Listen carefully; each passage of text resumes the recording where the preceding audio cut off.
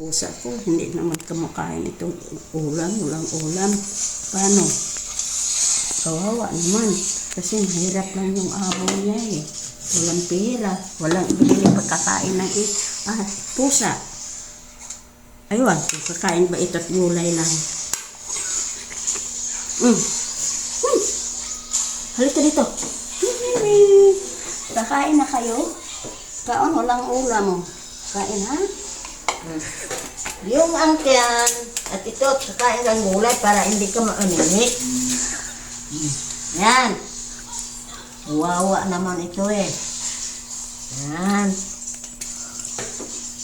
Pag mayroon ng pira ako, bibilihan kita ng isda. Wala namang pira eh. Nagagalit pa yun. Kawawang pusa. Ito na tama na ito. Ano ito mangyari sa atin? Wala na tayo. Mahirap na tayo eh. Hindi rin kumakain kung walang buto eh. Paano yun? Anong ipakakain ko ito eh? Kasi ang hirap yun.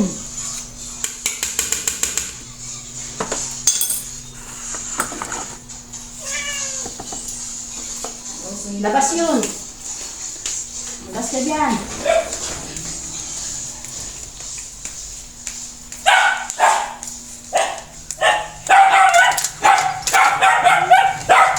Ito naman. Kain ko.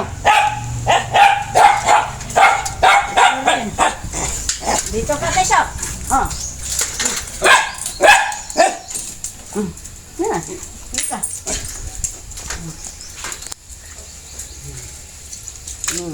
Mana? Ay, naiuyat mo. Lalo, makakagilong ito eh. Hirap na yun.